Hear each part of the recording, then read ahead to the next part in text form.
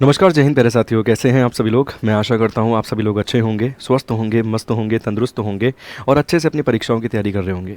जैसे कि आप सभी लोग जानते हैं कि भाई अब जो चुनाव थे लोकसभा के वो कंप्लीट हो गए हैं। अब ये माहौल जो बन रहा है ना धीरे धीरे करके, ये विधानसभा के चुनावों का माहौल बन रहा है। और विधानसभा के चुनाव भी कहाँ होने वाले हैं, भारत के एक बहुत ही महत्वपूर्ण राज्य में। जी हाँ, बात कर रहे हैं बिहार की। और बिहार सरकार ने लोकसभा के चुनावों में एक सीख ज़रूर ली होगी। और साथ के साथ अगर हम बात करें तो आपको वहाँ पर कहीं ना कहीं गठबंधन भी देखने के लिए मिलता है भारतीय जनता पार्टी के साथ जेडीयू का। तो दोनों ही पार्टियों ने ज़रूर एक सबक लिया है कि भाई अगर विद्यार्थी जो एस्पिरेंट तैयारी कर रहा है उसके लिए हमने कुछ नहीं किया तो वो बिल्कुल तख्ता पलट, मतलब बेसिकली बिल्कुल वो एक तरीके से जो सत्ता जिसके हाथ में है उसको पलटने का दम रखता है। तो जिसके चलते मैं गारंटी के साथ आपको कह सकता हूं कि बिहार के अंदर बहुत सारी वैकेंसीज जो है वो ऑन द वे हैं। आप मान लीजिए डेली आ रहा है कि भाई पंचायत सचिव के लिए वैकेंसी मांगी गई है, बीपीएससी डेली मीटिंग कर रहा है, बिहार एसएससी के लिए डेली मीटिंग हो रही है, पदों की संख्या मांगी जा रही है। तो इसमें कई सारी वैकेंसीज आपको देखने के लिए मिलेंगी। अब आपको ये तय करना है कि आप किस वैकेंसी के लिए एलिजिबल हो। आपको एटलीस्ट ये माइंडसेट अपना करके चलना है कि हाँ भाई मैं इस पोस्ट के लिए एलिजिबल हूँ, मैं तो इस बार बीपीएससी का ही फॉर्म भरूंगा। 1000 वैकेंसी आएंगी, फॉर्म भर के बाहर निकलूंगा, अपना 1000 में प्री निकालूंगा, पीटी निकालूंगा, मेंस निकालूंगा, अपना इंटरव्यू क्वालिफाई करूंगा और ज्वाइनिंग ले लूंगा। या फिर आपको तैयारी होनी चाहिए कि भाई मेरी तो 12वीं है, मैंने 12th कर रखी है और मैं उसके हिसाब से ही तैयारी करूंगा। या फिर मेरे पास ग्रेजुएशन है और मैं टीचर बनना चाहता हूं तो मैं उसके हिसाब से तैयारी करूंगा। या फिर मेरे पास 10वीं है तो मैं बिहार परीक्षार्थी, मतलब बेसिकली जो अन्य वैकेंसीज हैं उसकी तैयारी में करूंगा, ग्रुप डी की पोस्ट की तैयारी में करूंगा। ठीक है, तो यहां पर आज हम जानने वाले हैं कि बीपीएससी ट्री 4.0 की जो वैकेंसीज आने वाली हैं वो कब तक आएंगी। साथ साथ बात करें क्या इसके लिए पैटर्न होगा, किस प्रकार से आप फॉर्म फिल कर सकते हैं, कब इसका फॉर्म आ सकता है, क्या योग्यता चाहिए होगी, किस प्रकार का सिलेबस यहाँ पर आपको देखने के लिए मिलेगा, बेसिकली किस प्रकार की एग्जाम पैटर्न आपको देखने के लिए मिलेगा। एक एक बिल्कुल जीरो से आपको विश्लेषण करते हुए यहाँ पर मैं आपके सामने नजर आऊँगा।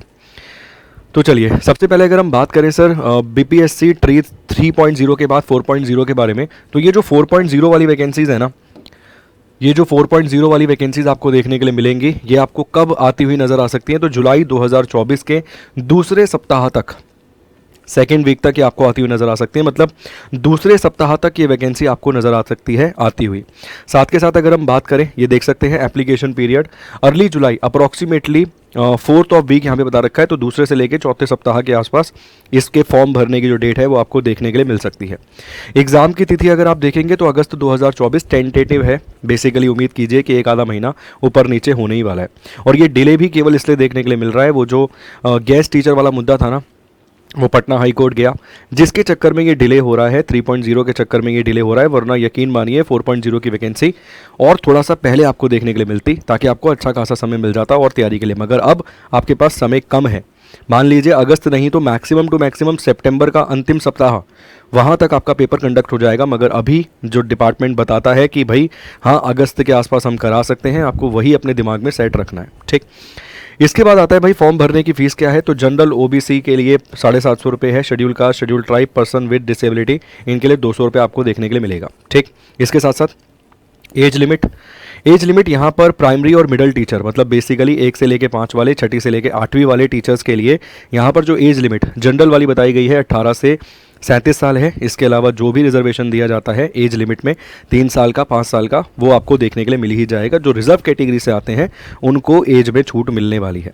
इसके बाद अगर हम बात करें सेकेंडरी एंड इंटरमीडिएट टीचर्स की, मतलब 9वीं 10वीं और 11वीं 12वीं वाले, इस तरीके से ये इसमें 1 से 5वीं, 6ठी से 8वीं, 6 से 8, इसके अलावा 9 से 10, मतलब 9वीं से 10वीं कक्षा और 11वीं 12वीं कक्षा वाले यहाँ पर पेपर्स आपको बेसिकली देखने के लिए मिलते हैं। मतलब अलग अलग प्रकार के टीचर्स देखने के लिए मिलते हैं।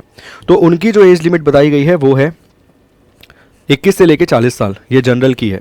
ठीक है, पुरुष महिला दोनों के हिसाब से ये जनरल की एज लिमिट आपको देखने के लिए मिल रही है। इसमें आपको एक्सटेंशन मिलेगा, अगर आप रिजर्व कैटेगरी से आते हैं तो बेसिकली इसमें आपको एक्सटेंशन मिलेगा। इसकी नोटिफिकेशन आपको कहाँ मिलेगी, bpsc.bih.nic.in पर जब नोटिफिकेशन आएगी तो ऑफिशियल वेबसाइट पर भी आपको वो रिफ्लेक्ट करेगी, शो होगी। आगे बात करते हैं सर एक्सपेक्टेड क्या है। सर देखिए एक्सपेक्टेड तो ये है 1 लाख से अधिक पोस्टों पर यहाँ पर भर्ती कराई जा सकती है। आप बोलोगे इतना कैसे श्योर हो। सर आप सभी लोग जानते हैं बड़ा राज्य है, बड़ी जनसंख्या है, टीचर्स की बड़ी आवश्यकता है और साथ के साथ बिहार सरकार के दिमाग में एक और चीज़ है, चुनाव। आप यकीन मानिए सर, देखिए कोई नहीं चाहता कि उसके हाथ से सत्ता जो है फिसल जाए रेत की तरह।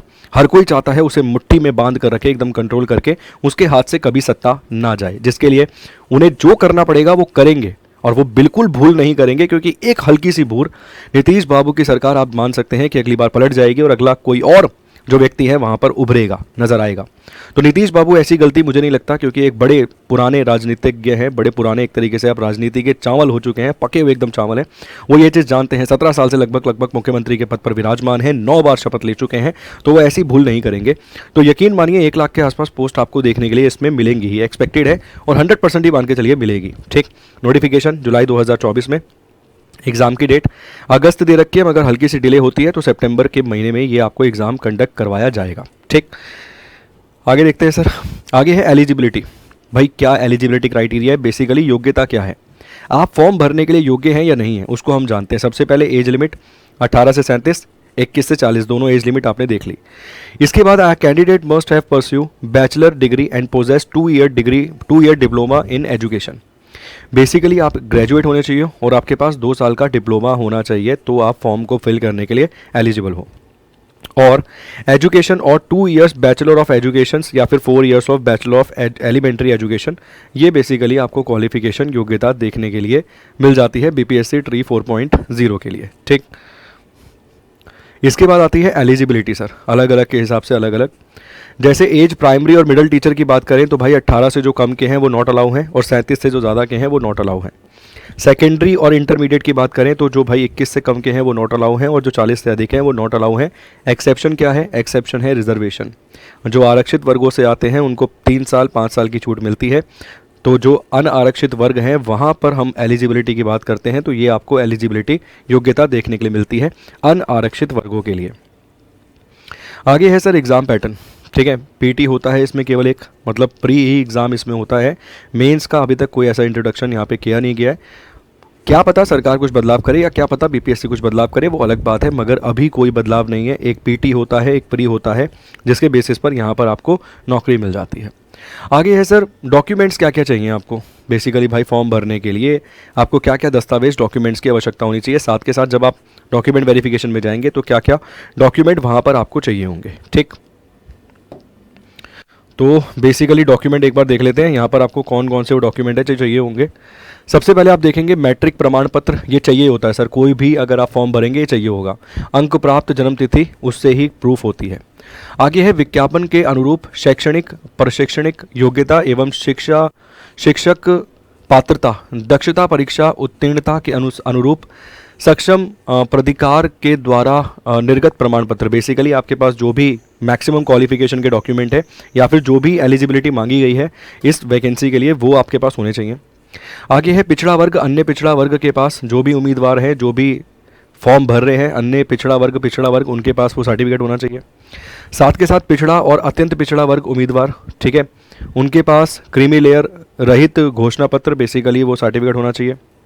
आगे है अनुसूचित जाति एवं जनजाति के उम्मीदवारों के पास भी उनका निवास प्रमाण पत्र होना चाहिए। ठीक, साथ के साथ आर्थिक रूप से कमजोर वर्ग तत्संबंधित प्रमाण पत्र होना चाहिए। ठीक, मतलब बेसिकली वो बता रहा है जो रिजर्वेशन वाले कैंडिडेट हैं, चाहे ओबीसी हैं, चाहे भाई ईडब्ल्यूएस में आते हैं, चाहे वो अत्यंत पिछड़ा वर्ग में आते हैं, चाहे बीसी में आते हैं, बैकवर्ड क्लास में, उनके पास वो डॉक्यूमेंट होना चाहिए, वो दस्तावेज, ठीक है, जेन्युइन, तभी वो फॉर्म तो भर देंगे, फॉर्म भर लेंगे, उसके बाद डॉक्यूमेंट वेरिफिकेशन में भी उसकी आवश्यकता होगी।